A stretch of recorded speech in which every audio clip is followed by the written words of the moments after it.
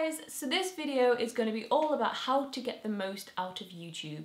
So it's not going to be about how to get millions of subscribers or how to be really famous on YouTube. It's about how to take the platform that is YouTube and make content for it that you enjoy doing and that you just genuinely love and care about. So YouTube was always meant as like a hobby. So all the big YouTubers that you probably watch these days, they all started making videos not because they wanted to be famous, not because they wanted thousands of people to love them, but because they wanted to make something. They wanted to create something that they were proud of and something that brought them joy. And I think that tends to get a bit lost these days because it is starting to become like a career, really. Being a YouTuber is a career. And I understand that because it's a lot of hard work. There's a lot of stuff and effort that goes into making YouTube videos, so I can understand how it can become a full-time job. But we also have a lot of people out there that are probably watching these videos and think, I really want to do that, and then sort of get intimidated and don't ever do it. And that's really sad because YouTube is free. It's a free platform for you to upload videos, and anybody, anywhere should be able to do it and feel like they can do it. So the first thing I would suggest for getting the most out of YouTube is find a subject that you genuinely are interested in. So for me, I started off talking about makeup and skincare stuff because it was something that I'd always been interested in, and I like to compare things and I like to try new makeup and try new skincare and talk about it. So that's why I started a YouTube channel. I also started because I was a film student and I wanted to actually physically create video content. I think if you have something that you can talk for hours about, it could be anything. It could be politics, it could be movies, it could be music. Think about what you'd like to talk about and then think about subjects that you can make into videos. So it could be you went and gone and watched a movie and you think, you know what, I could do movie reviews, and then that could be your thing. You could be a movie reviewer on YouTube. So yeah, I think that's the most important thing, is to find a subject that you really love and that you can just go at. The second point is do your research. So go onto YouTube and find people who are doing similar videos to what you would like to do and have a look at how they've edited it and what their background's like, how they've like set up shots and stuff, and just sort of think about how you can be really creative with your videos and what kind of things that you could do. Because all of this like fancy stuff going on in the background, my desk doesn't look like this all the time. I've set this up because it's, you don't want to see like loads of bits of chewing gum wrappers and stuff over there. So I make it look relatively nice, although I don't know what that is. Oh, it's paper. Fine. So take a look, have a think about how you could be really creative in what your videos look like, because after all, videos are visual things. We watch them with our eyeballs, and humans like pretty looking things. But not only is doing your research good for you creatively, it's also good if you just want to doss about for a bit and not really do much, because I watch endless amounts of YouTube videos, and not only do they give me inspiration, they mean I can avoid doing my ironing for the next 2 hours. So research is good. Number 3 ties into number 2 a little bit, and it's get creative with your filming and your editing. After all, you are making a video, so think about how you can be creative. Like I said before, you could sort of set up your background, but think about where you want to position your camera, think about what shots you can get that make you look the best, because obviously you're going to have to edit this video. So if you put it in a really horrible place, so you're like this, like if you put the camera down here and this is just the shot of you and you do the whole video like this, you're not going to want to sit there and edit it because you are just going to be thinking, I look like a thumb. Why do I want to stare at myself for 3 hours, however long it takes you to edit this film?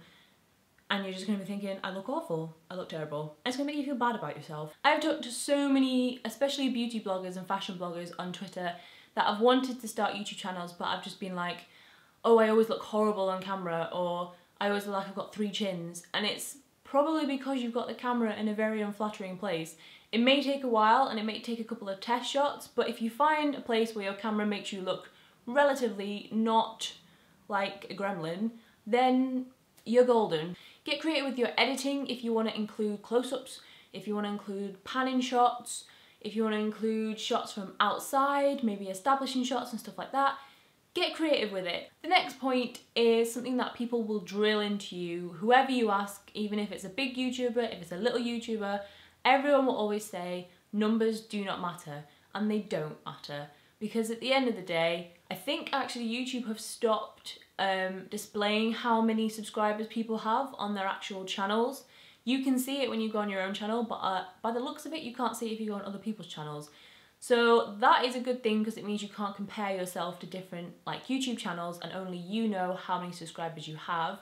I mean, if you have a goal to reach 100 subscribers, that's fine. But what I tend to do is only try and check my subscriber count about once a month. So if you check it month by month, not only will that sort of stop you from obsessing over the number, because a lot of people can get really, really obsessed with how many subscribers they have or how many followers they have. And I'm guilty of doing it in the past, becoming really, really obsessed, and I had to literally be like, right, that's it. I'm not gonna look at it for 4 weeks, 5 weeks, and then I'll check it maybe later on. And I did that for a while and now I still do it. So I do it about once a month and I check. But yeah, try not to focus too much on how many subscribers you have. Otherwise it just ruins it for you. You don't end up enjoying it. Start conversations and reply to comments, because YouTube is a community of people. The reason you have the option to have comments on videos is that you can start up conversations, especially if you're talking about maybe you did a review on a movie. I'm using movies because it's easier to put it into context. But if you do a review on a movie and then people want to give their opinion on the film, then you can sort of go backwards and forwards, reply to their comments and start a conversation with people and really gain that sort of community feel that YouTube is really good for. So that's always very important. Remember to reply to your comments. And then the final point is don't let YouTube rule your life. If you enjoy doing videos, fair enough. But eventually, if you keep up doing like 1 video a week or 2 videos a week, and you find that maybe 1 week you just can't be bothered or you just don't want to, try and remember that you don't owe anybody anything. Yes, it's very nice that people have subscribed to your channel and that people like to watch your videos, but at the end of the day, it's very much quality over quantity, and you don't want to be making videos that you're just not that happy with and putting them out there, because they're always going to be there then, and you're always going to think, I wish that I'd just taken some time off and not done that. And it's okay to take some time off. You know, your subscribers aren't going to all go, oh, well, she didn't upload a video this week, I'm just going to go now. There's no point in subscribing to her. So don't panic that you're going to lose all these subscribers that you've gained or lose this community that you've built up just because you don't upload for a week. It really doesn't matter. If you aren't enjoying what you're doing, there is absolutely no point. No point.